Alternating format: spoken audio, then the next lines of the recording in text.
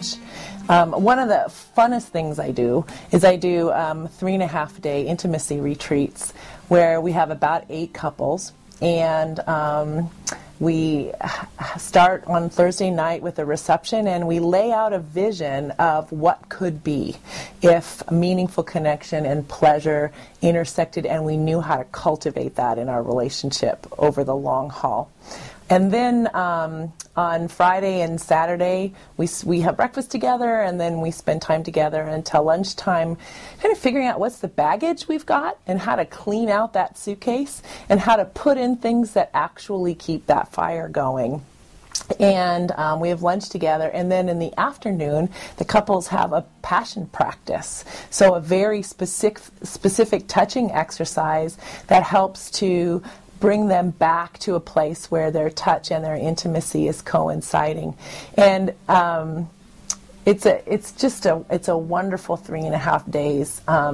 We end on Sunday. We have a morning together, lunch together. They have their afternoon together, and then we have a final closing circle. And one of the key things that happens in that 3.5 days is for an hour and a half after lunch, and this has been heterosexual couples that I've done this with, the guys are together in one group and the women are together in another group, and they talk about what the morning was like, and they talk about what the practice is going to be that afternoon. And it can be pretty freaky because there's a lot of intimacy, and it's not the typical dance that we do. It's new and different ways of being together that require you to show up, and you can't like be off in your head somewhere.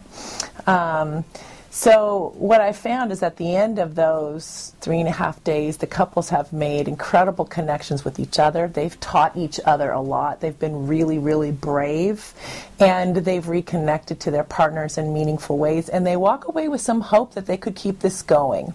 You know, it has some vision for them.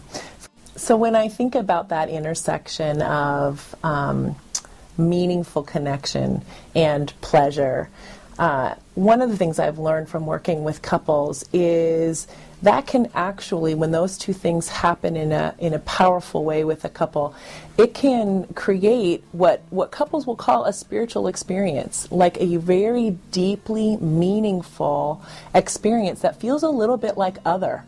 You know, it's like it's the two of them, but it's something else too.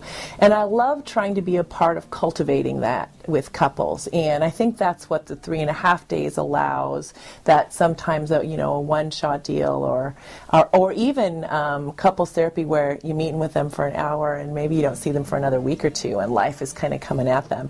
When you get to go away and you get to really focus, some really important revelations happen, and people see that there's a capacity in sexuality that they didn't know was possible because we kind of don't talk about it that way. So I love cultivating that and helping people have an experience that feels kind of other for them.